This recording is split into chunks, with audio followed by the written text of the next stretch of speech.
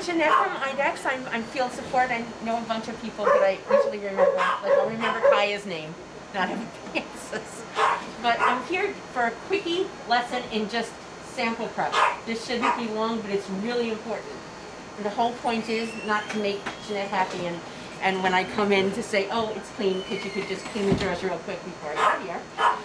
It's the whole point of this is to not compromise the integrity of the samples, so that Kaya's blood is Kaya's blood, not somebody else's. And what am I talking about? You guys use these lithium heparin whole blood separators, and I'm very excited that you do. And I see that you're labeling them great. There's two very there are two very important things. One's more important than the other, and it's actually the easier of the two. You don't want to overfill these. I brought you a poster to just do. The leeway on the amount of blood that goes into a lithium heparin whole blood separator is 0.7. The leeway is only 0.6 to 0.8. It's not very much. But if you use the line, it's easy enough to put it on here and to fill that, but that's 0.7. If somebody's dehydrated, and you guys are usually seeing animals that are not in a perfect state, otherwise they wouldn't be in the specialist, or an emergency, I would go with the 0.8. It is a little harder to make sure that you're exact, but you don't want to overfill them.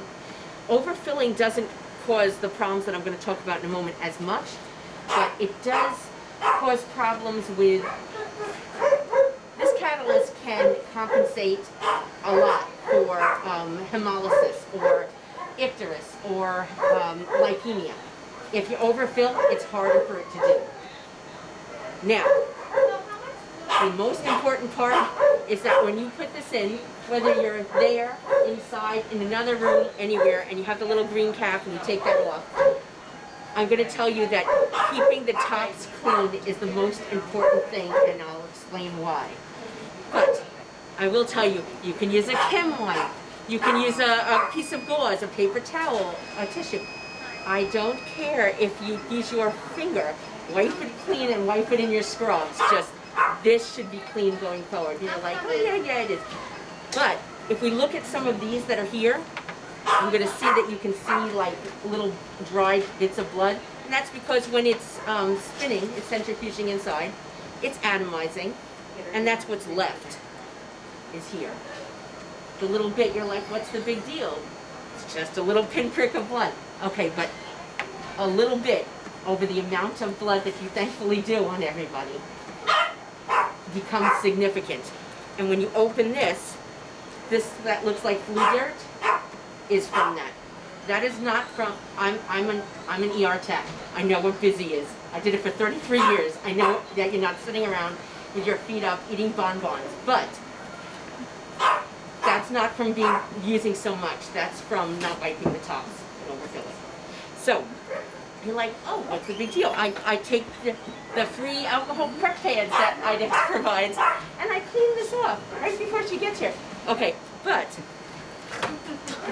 not really.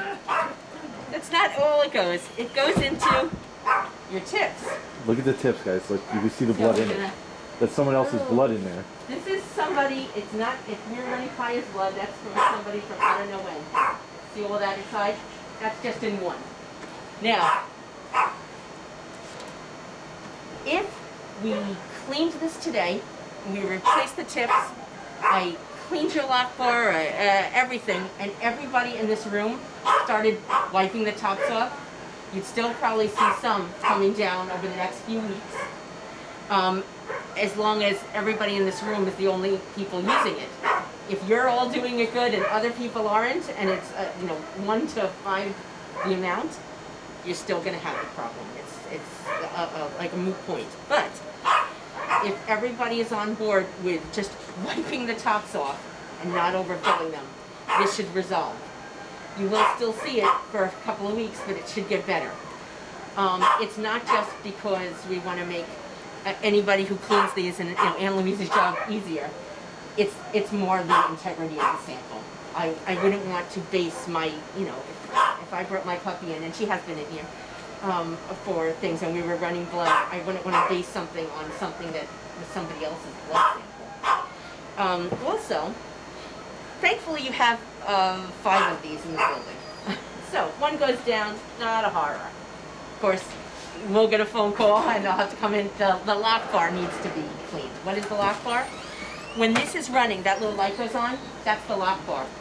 And that prevents you from opening it for a time being. There's a certain time where it goes off and you can open it up and abort the mission. But it's doing what it's supposed to do. But one day, you're going to go to open this and it's not opening. Why? Because the lock bar is caked over with the accumulation of that spatter. The nice thing is there's little cameras in there, and they can, if you call up customer support, 1-800-248-2483, which is always available for you 24/7. And if you call over on an off hour, like a Sunday at 3 a.m., I used to do overnights, if it says leave a message, someone will call you right back. It's not like the next day they'll call you. So don't be intimidated, but they can look in those cameras and see your lock bar is caked over and needs to be cleaned, or maybe improved, but that's possible too. But it's silly to have it malfunction for something that's preventable. It's just more time for you. No one wants to be on the phone, even if you have the time. And also, if, either Anne Louise or I, Mike, if someone's going to have to clean the lock bars. And I'm sure they've been done before. But these things are just, the whole point of it is to save you time and to make sure the integrity of the samples is maintained. So, continue to write on these, that's great. All I want you to do is to make sure you're wiping it off. And sometimes if you wiped it right before you put the cap, but then you brought it in here and took the little green cap off, just in doing this, it might splash out a little. I honestly, I don't care if it's your hand, just make sure it's clean when it goes in. And the nice thing is that, again, if you run one of these, you can't put a used one back in, but if one of the doctors wants another test run, you can use your pipetters. Do you guys have, is that how you usually put the samples in? Sometimes I take a TB syringe and pull it out and then put it in the cup. I'm gonna make sure, if I don't have them in my car, which I should, and I forgot to put more in this morning, I will bring you back. I have a whole bunch of them at home, pipetters. I actually didn't know about this when I was in practice, and it was mostly because no one ever showed me. No, it's actually, it's kind of like this one is for Cetaview, but this takes out 165 microliters, which is 0.165. The ones I have are 0.3. 0.3 is what goes into here. I used to forget with a syringe, I used to pour it. But that's not what we recommend. Why? Because actually, if you've ever gotten a result back on here that said no sample, and you're like, I absolutely put a sample in, it could be because you poured it or you put the syringe in and it created an air bubble at the bottom. I hate to disappoint anybody, but there is not a little person in there that says, Mike, I saw you put this in here. The sample's fine, it's just there's an air bubble. It's a probe that goes in. So if you had an air bubble at the bottom, like it shows in the picture, the probe goes in and says no sample. If you've ever gotten that, that could be why it said no sample. Also, if you ever got a message saying there's artifact on your slides, I wouldn't be surprised if that's because this flakes down. This is actually not just going in here, it goes right into your sample that's over here before it even uses the tips. And if you're doing total T4, bile acids, SDMA, anything over here, it is hitting those before it even gets to the tips. And the slides are getting it, maybe artifact right on top of them inside. So, those are the reasons why. It's not because I'm neurotic. I am probably neurotic. That's why I have a wine runner. But it's really just for your samples that I'm concerned for the patients. So, easy peasy things to fix. Don't overfill them and just wipe the tops. When you're taking, and I'm going to tell you, these are great because they save you a half an hour.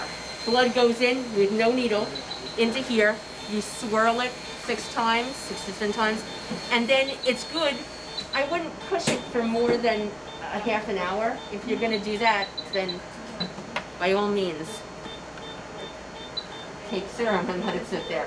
The more things sit, the longer it takes, but also the beauty is that this saves you a half an hour. What we recommend is that if you're using serum, the serum separator, remember this is giving you plasma, and that's fine. He takes plasma, whole blood, serum, and technically urine for a urine UPC.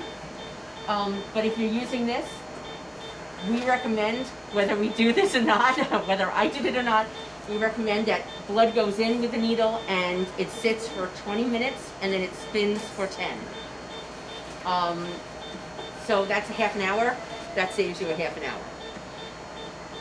If you have to use this, like Pebbles needed more stuff, you can use the pipetter or something else to get it out of there into a sample cup. This takes 0.3.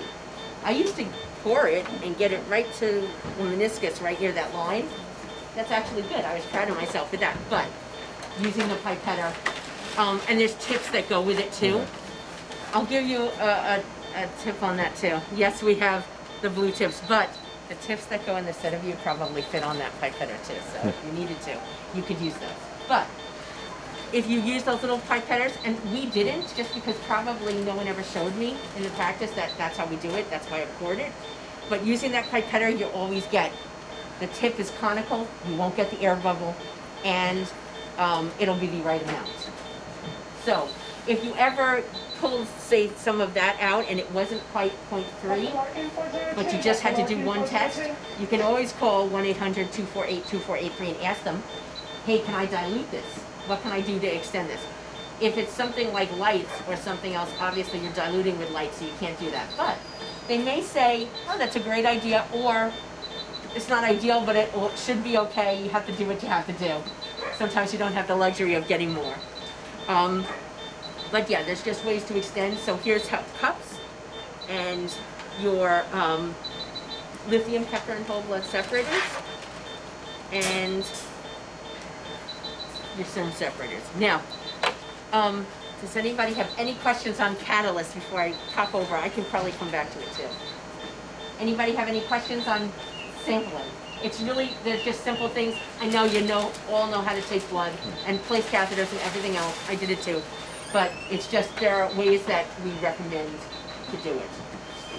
Sometimes when I rerun blood, I'll just take the cassette that's already spun and just run that again. I know it will spin that down again. And with this one? Yeah. Is that Don't okay? reuse them, no. Don't use that? No. Take a pipette or a syringe or a pipetter or anything. Take what's out of here. Is there a reason? Or like It's, there probably is, and it's a great question. Yeah. But they always say don't reuse them. Okay.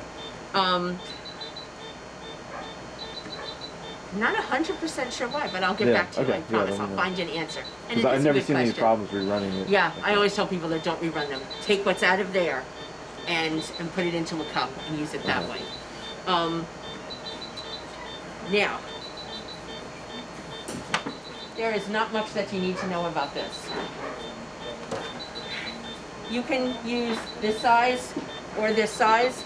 These are both free from the lab. I will tell you that these say 2 mLs on them, these big ones. It's a 3 ml tube, they say 2 mLs. No one that I know of, unless it was somebody maybe from her veins, is putting 2 mLs of blood into these things. Most likely you're putting somewhere from a half to 1 cc at best. Beautiful. These really do want 2 mLs. You may never see a problem if the doctors say, I didn't notice anything, but if they start saying, hey, I'm noticing blah, blah, and blah, we look into it, they may say, because they know how, this is my favorite piece of equipment, and they can tell all kinds of things. They can tell if Fluffy was fighting you when blood was being taken, if there was inadequate sampling in here. You may not see a problem, but you may. The nice thing is that if you, say, only got a half a cc out of there, these, I think these ones say 1.3 mLs, but they have a leeway too. You can use these in this. There's a little adapter that goes in. It takes 2 seconds to change the adapter. If you're like, I don't know where it is, yes, great, thank you. So, in order to do that, again, the important thing is red dot to red dot. There's, if anybody comes in here and sees, you turn red dot to red dot, take this out, put this one in, red dot to red dot in its quarter turn back the other way. So that's clockwise versus counterclockwise. And you put your tube in. With the little guys, you take the caps off. With these, you don't take the caps off. You're like, oh, that's too much for me. I don't want to do that. And I can see too. This actually is not too far off from a 1 ml, but it's certainly not 2 mLs. Close that. If you do not want to use these, you're like, these are fine, but there's also another option that I talked to Mike about, and we might see about doing that. We make a 3 ml tube, but it's our Beckelec tube. It says 1 ml, not 2 on there, and the leeway is actually a 1/2 ml to 1.5 mLs. You do not want to put 2 mLs into that one. But that way it's the same thing, grabbing it, putting the same thing, it's the same size tube, you go into the adapter. It's no change in your workflow, but it's more accurate results. And that's, and you want to, we don't recommend taking the caps off. I used to think that you don't want to have hemolysis, you take them off. Needles should go in. If you're using an itty bitty needle because you got blood out of somebody little, first of all, you probably should use one of these or the other tubes. But I wouldn't put a 25 gauge or a 23 gauge into here. I would have another needle readily available and let it drain in on its own. We don't recommend opening it up and putting it in and closing it. But once there is in, we do recommend you're going to have nice inversions, not like this and not shaking it. And then it's fine to put them on the rocker, but it should be add a fluffy into the tube, mix it, and then a rocker. Not add a